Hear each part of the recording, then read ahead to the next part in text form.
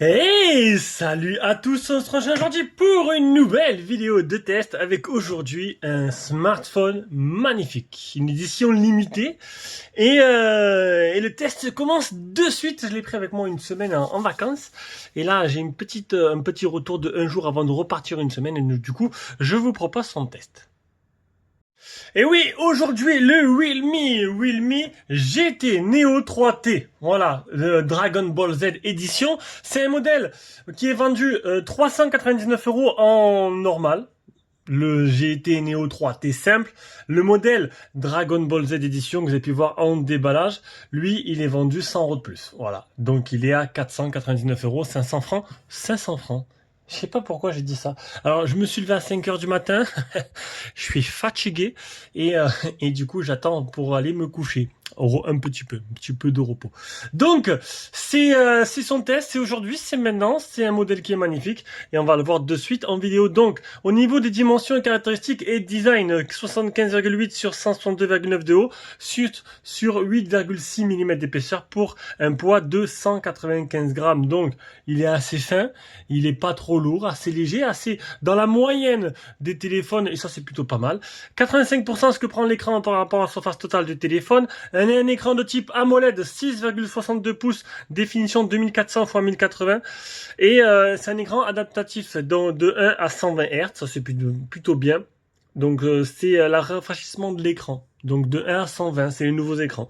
Ça c'est plutôt pas mal. 1300 CD, c'est la unité max qui peut avoir, ça c'est bien aussi, et protégé par Gorilla Glass 5 avec un film supplémentaire qui est posé dessus.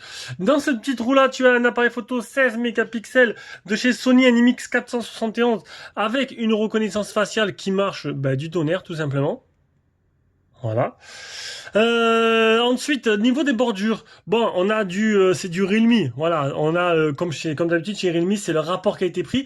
Et chez Realme, c'est la même moule en fait. Donc le design ne change pas vraiment. On a toujours des bords plats. On a alors le truc c'est que là avec le thème Dragon Ball Z, voilà, on va voir comme ça. Le menton et sur les côtés, bon, c'est pas des plus fins, mais c'est pas des plus épais non plus. Je trouve que le smartphone en lui-même, il est plutôt réussi. Et ça, c'est plutôt pas mal. En dessous, tu retrouves le type C, double non-SIM, haut-parleur stéréo, ça c'est bien, certifié Dolby Atmos. Côté gauche, tu auras bouton volume plus-moins, au-dessus l'atténuation de bruit, et sur le côté droit, tu auras le bouton rouge Power, et à l'arrière, tu auras ce magnifique, tout simplement, design arrière. Voilà. Franchement, superbe. Ça, c'est un autocollant qui a été collé dessus. C'est pas gravé ou dessiné, c'est un autocollant directement.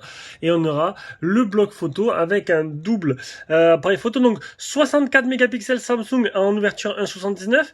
Grand angle 8 mégapixels Sony en ouverture 2.25. Et on aura le macro qui va se trouver ici. Un 2 mégapixels, un macro à 4 cm. Le tout est animé par le Snap 870. Donc, du coup, c'est du haut de gamme.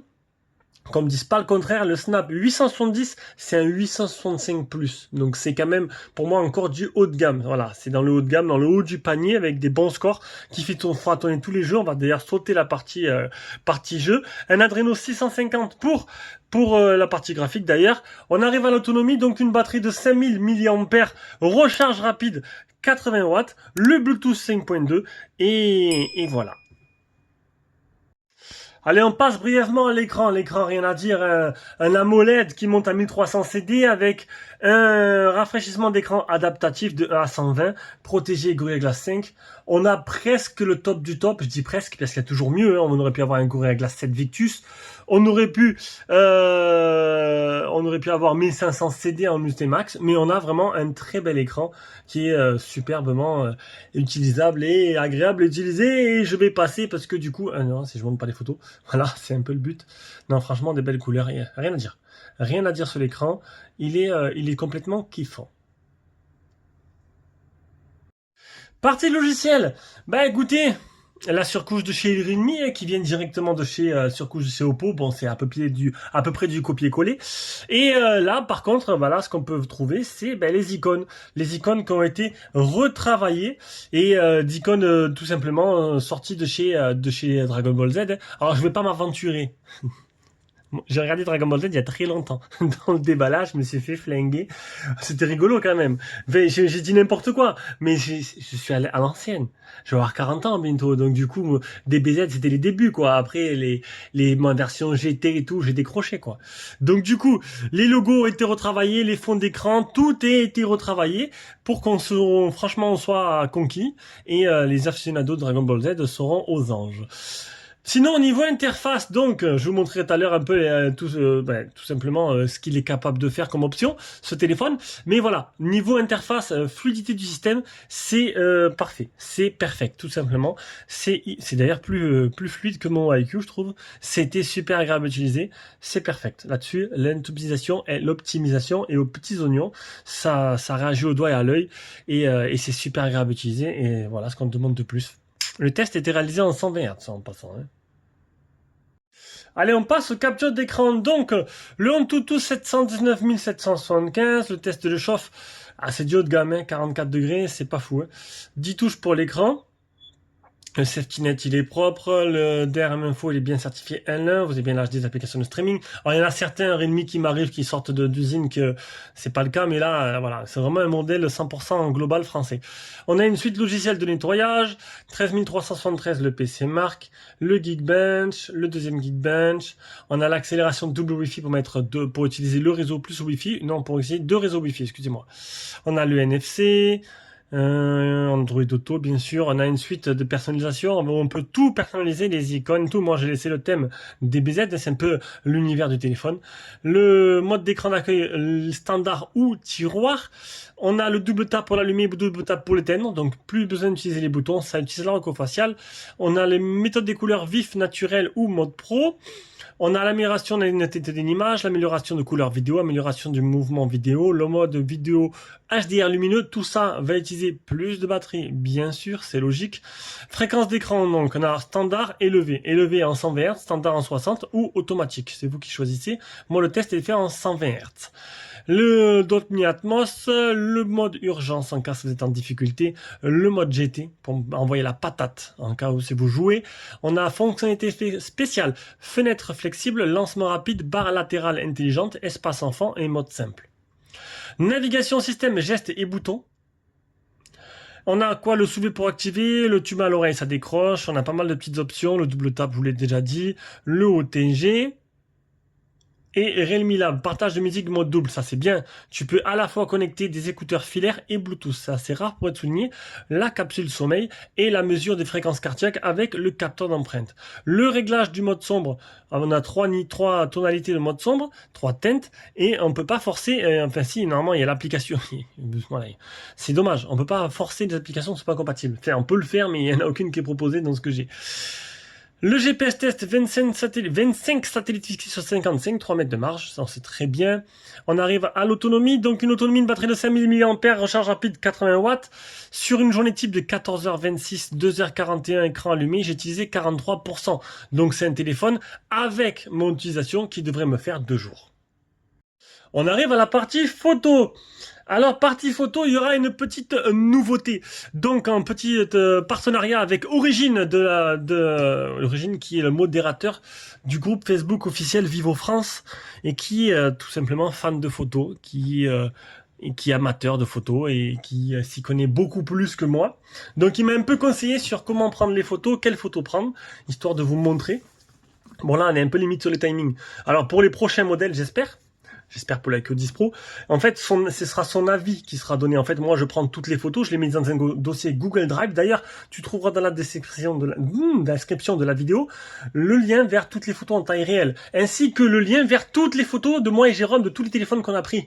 Enfin, du moment où on a commencé le lien Google Drive. Voilà, donc tu pourras comparer des photos, t'amuser, tout, c'est plutôt sympa. Voilà, donc pour les prochains modèles, j'espère, Origine va donner son avis de professionnel sur la photo et qui pourra un peu nous aider un peu là-dessus et améliorer nos tests en photo. Non, j'ai essayé de faire de mon mieux pour prendre de belles photos, je lui ai envoyé, mais là, il travaille, le timing est trop serré. Du coup, on a quoi? On a un mode rue, alors mode nuit, mode rue, mode vidéo, tu peux filmer jusqu'en 4K. Alors, ce sera du 4K 30 FPS, bien sûr. Hein. Alors, d'habitude, tu peux choisir le nombre de FPS, voilà. 4K 60 FPS, pour pas dire de bêtises, pour être plus complet. Mode photo, mode portrait, 64 mégapixels, plus pro, panoramique, ultra macro, film ralenti, timelapse, dual vidéo, scanner de texte et inclinaison d'éclairage. Du coup, ce qu'on va faire maintenant, c'est que je vais mettre toutes les photos et vidéos que j'ai prises et je vais continuer pour ce test-là, faire moi-même un bilan qui est plutôt pas mauvais de ce téléphone.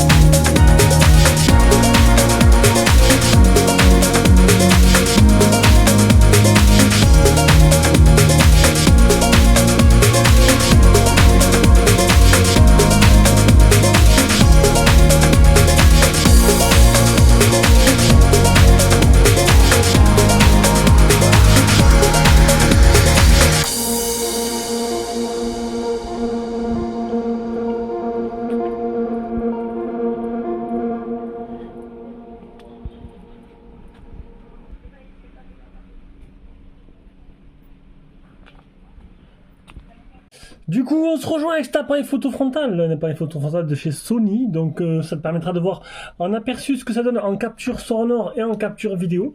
Donc voilà, donc tu as pu voir toutes les photos. Je suis parti une semaine avec, j'ai pu prendre des beaux paysages. Donc, tu as vu du 4 tiers, tu as vu du 50 mégapixels. T'as vu du 16 neuvième, t'as vu des paysages, t'as vu des portraits. Franchement, il est plutôt polyvalent. J'ai été assez conquis de ce téléphone. De belles couleurs, de beaux paysages. Le grand angle marche plutôt bien. Le macro 4 cm est plutôt efficace. Franchement, rien à dire. C'est pas du haut de gamme, mais honnêtement, ça, c'est pas mal. C'est pas mal. Et de nuit.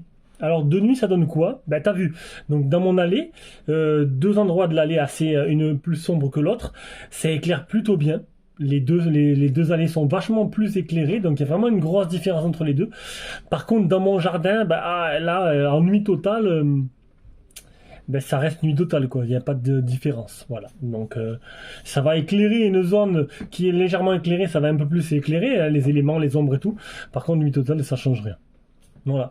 Mais sinon, non, assez satisfait dans l'ensemble de cet appareil photo et qui était plutôt pas mal.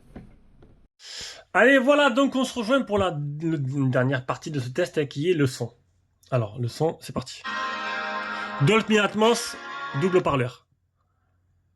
Et le réseau Wi-Fi qui était pas bon du tout.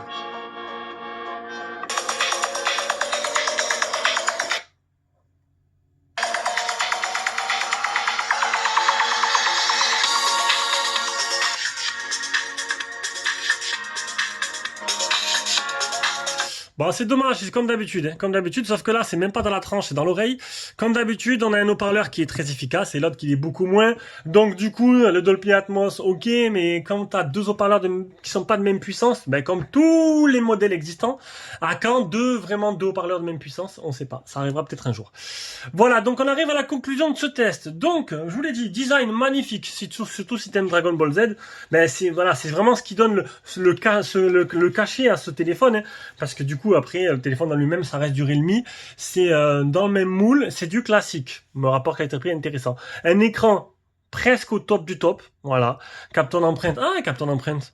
Alors déjà, capteur de visage au top. Capteur d'empreinte qui est très rapide, très efficace. Bon, c'est du normal, c'est pas l'ultrasonique, mais ça marche plutôt bien. Logiciel, franchement, c'est aux petits oignons. La petite surcouche DBZ, ce qui va ravir les fans du manga. Et sinon, non, ça tourne super bien. C'est super fluide, ça réagit au doigt à l'œil. Au jeu, ça va tourner tout. La caméra, bonne caméra. J'ai pris de très belles photos, vous avez pu les voir. Et la nuit, c'est juste la nuit qui va peut-être poser problème et ça dépendra de ce que vous recherchiez. Une autonomie de 2 jours et au niveau du son, bon ben vous l'avez entendu à l'instant, donc le son, voilà, on en est là. Donc sur ce, ben c'était la vidéo de test de ce Realme GT Neo 3T et j'espère que cette vidéo vous a plu et on se rejoindra pour une prochaine vidéo. Ciao ciao.